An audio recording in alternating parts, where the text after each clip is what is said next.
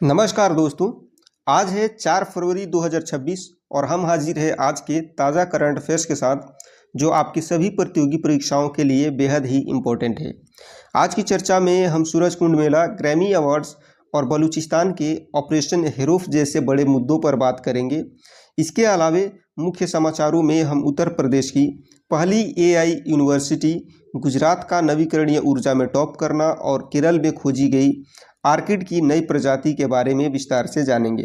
तो आइए शुरू करते हैं आज के सेशन को। तो सबसे पहले बड़ी खबर हरियाणा के फरीदाबाद से है।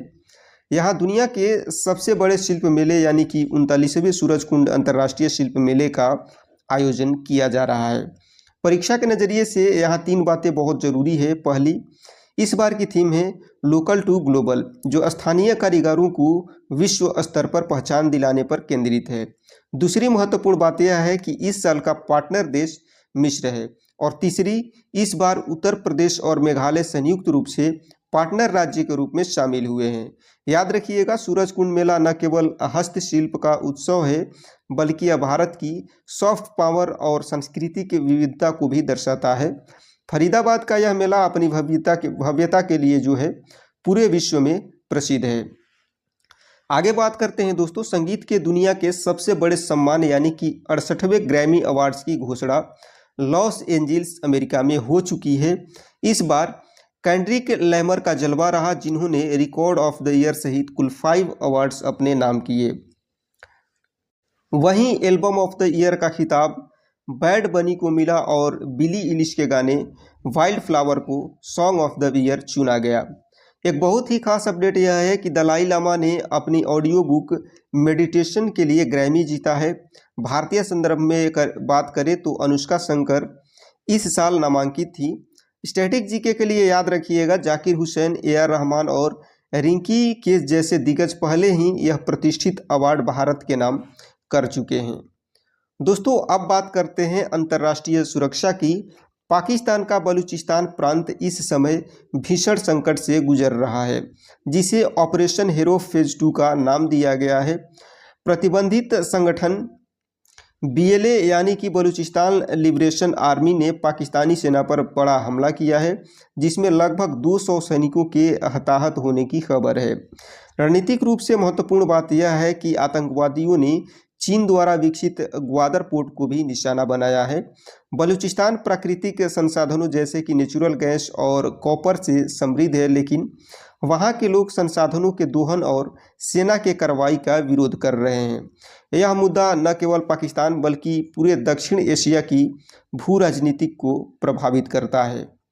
दोस्तों, इकोनॉमिक के मोर्चे पर भारत के लिए एक अच्छी खबर है।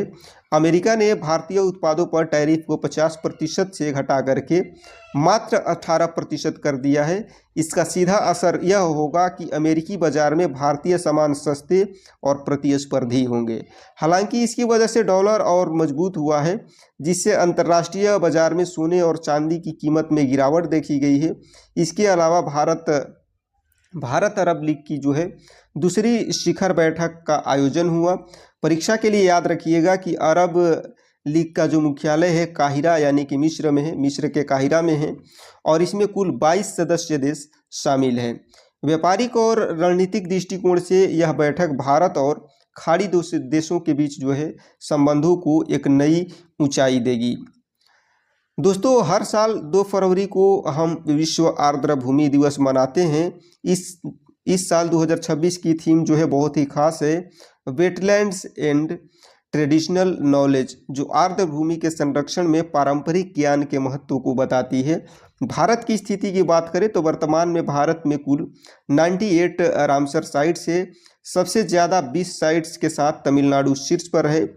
थोड़ा इतिहास में चले तो 1971 में ईरान के रामसर शहर में आर्द्र भूमि के संरक्षण के लिए कन्वेंशन हुआ था और भारत इसका सदस्य 1982 में बना। आर्द्र भूमियाँ हमारे पर्यावरण के लिए स्पंज और किडनी की तरह काम करती है, इसलिए इनका संरक्षण बहुत ज़रूरी है। दोस्तों, ग्रीन एनर्जी के क्षेत्र में गुजरात ने एक नया कीर्तिमान स्थापित किया है। नवीकरणीय ऊर्जा में गुजरात देश में नंबर 1 बन गया है। कच्छ में स्थित खाबड़ा रिन्यूएबल एनर्जी पार्क इस उपलब्धि का केंद्र है। आपको जानकर हैरानी होगी कि गुजरात की कुल बिजली का 16.5% हिस्सा अब केवल सौर ऊर्जा से आता है। राज्य की सोलर रूफटॉप क्षमता जो है 25,590 मेगावाट तक पहुंच गई है और लक्ष्य है कि 2030 तक इस क्षमता को दोगुना कर दिया जाए। इसके अलावा पीएम कुसुम योजना के तहत सोलर पंपों के वितरण में भी राज्य बहुत अच्छा प्रदर्शन कर रहा है। यह कदम भारत के नेट जीरो लक्ष्य को प्राप्त करने की दिशा में एक मील का पत्थर साबित होगा। दोस्तों, पर्यावरण प्रेमियों के लिए एक और अपडेट, केरल के इडुक्की में जो कि पश्चिमी घाट का हिस्सा है, आर्किड की एक नई प्रजाति खोजी गई है। इसका वैज्ञानिक नाम डिप्लोसेंट्रम डिप्लोसेंट्रम पाप्लियोसम रखा गया है। यह एक एपीफाइटिक और लिथोफाइटिक पौधा है जो पेड़ों और चट्टानों पर उगता है। यहाँ से कुछ स्टैटिक जीके के प्रश्न भी बनते हैं। भारत का आर्किड स्टेट अरुणाचल प्रदेश को कहा जाता है। साथ ही याद रखिएगा कि पश्चिमी घाट की सबसे ऊंची चोटी अन्नामुडी 2695 मीटर जिसकी ऊंचाई है, ये भी इसी क्षेत्र में स्थित है। नई प्रजातियों की खोज यह दर्शाती है कि हमारा पश्चिमी घाट जैव विविधता के मामले में कितना समृद्ध है और इसका संरक्षण क्यों आवश्यक है। दोस्तों, रक्षा के क्षेत्र में भारतीय सेना और आईटीबीपी ने मिल करके अरुणाचल प्रदेश में चीन की सीमा के पास एक घरेलू अभ्यास किया है जिसे अग्नि परीक्षा नाम दिया गया है। इस अभ्यास का मुख्य उद्देश्य भारतीय सेना के तोपखाने और निगरानी उपकरणों की सटीकता और मारक क्षमता का परीक्षण करना था। सीमा पर तनाव को देखते हुए इस तरह के अभ्यास भारतीय सुरक्षा बलों की तैयारी और सतर्कता को दर्शाते हैं। अग्नि परीक्षा न केवल तकनीकी परीक्षण है बल्कि यह सेना और अर्धसैनिक बलों के बीच बेहतर समन्वय स्थापित करने का एक माध्यम भी है। रक्षा संबंधी प्रश्नों में इस तरह के अभ्यासों के नाम और स्थान अक्सर पूछ लिए जाते हैं, तो इन सब बातों को आप लोग ध्यान में रखिएगा। दोस्तों, अब नज़र डालते हैं राज्यों की 2 क्रांतिकारी योजनाओं पर। सबसे पहले उत्तर प्रदेश, जहां के मेरठ में स्थित चौधरी चरण सिंह विश्वविद्यालय में पहली AI यूनिवर्सिटी की स्थापना की जा रही है। यह भविष्य की तकनीक सीखने वाले युवाओं के लिए एक बड़ा केंद्र बनेगा। दूसरी ओर बिहार ने एक अनोखी पहल की है, ग्रीन ATM अन्नपूर्ति। विश्व खाद्य क्रम के सहयोग से शुरू किए गए इस ATM की खासियत यह है कि यह मात्र 5 मिनट में 50 किलो तक अनाज निकाल सकता है और यह सेवा 24/7 उपलब्ध होगी। राशन वितरण प्रणाली को पारदर्शी और आसान बनाने के लिए यह बिहार सरकार का एक शानदार कदम है। दोस्तों, खेल जगत से बड़ी खबर हरियाणा की देविका सिहाग के बारे में है, जिन्होंने शानदार प्रदर्शन करते हुए थाईलैंड के मास्टर्स बैडमिंटन का खिताब अपने नाम कर लिया है। बैंकिंग के क्षेत्र की बात करें तो SBI ने प्रोजेक्ट चक्र लॉन्च किया है, जो मुख्य रूप से जलवायु वित्त और नवीकरणीय ऊर्जा के प्रोजेक्ट्स को फंड करने के लिए है। वहीं क्रिकेट हलचल जो है तेज है। पाकिस्तान ने आगामी T20 वर्ल्ड कप के बहिष्कार की धमकी दी है, जबकि ICC ने स्कॉटलैंड को अपने आगामी बड़े टूर्नामेंट्स में शामिल करने का फैसला किया है।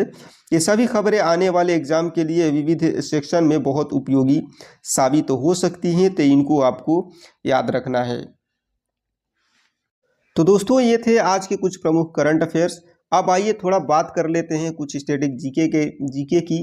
तो इन सभी चीज़ों को आपको ध्यान रखना होगा। आज दोस्तों हम बात करेंगे आज के सेशन में 1857 के क्रांति के उन महानायकों की जिन्होंने अलग अलग स्थानों से अंग्रेजी हुकूमत को चुनौती दी।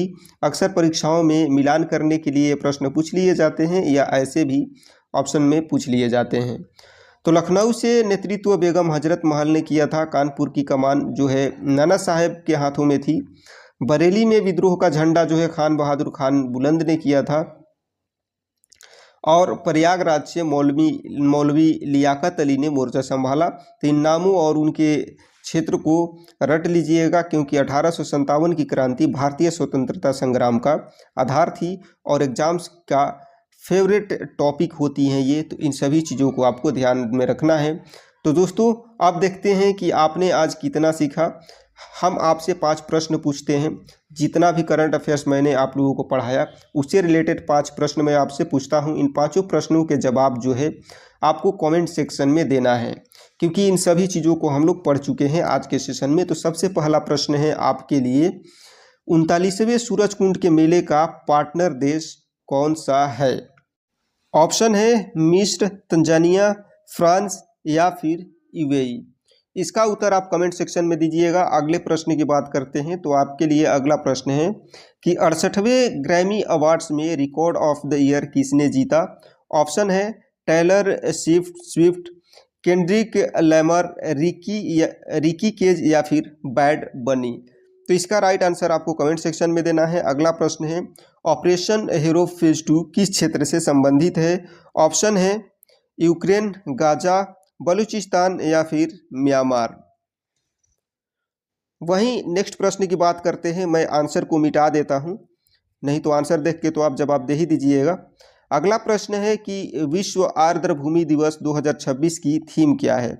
ऑप्शन है wetlands for future, wetlands and water, wetlands and traditional knowledge और सेव वेटलैंड्स। नेक्स्ट प्रश्न है, हाल ही में किस राज्य को नवीकरणीय ऊर्जा में शीर्ष स्थान मिला है? ऑप्शन है राजस्थान, गुजरात, तमिलनाडु या फिर कर्नाटका। तो दोस्तों इन सभी प्रश्नों का जवाब आपको कमेंट सेक्शन में नंबरिंग करके देना है, 1 नंबर 2 नंबर। तो मिलते हैं ऐसे ही फैक्ट्स के साथ और ऐसे ही इम्पोर्टेंट करंट अफेयर्स के साथ नेक्स्ट सेशन में। तब तक के लिए सभी को जय हिंद।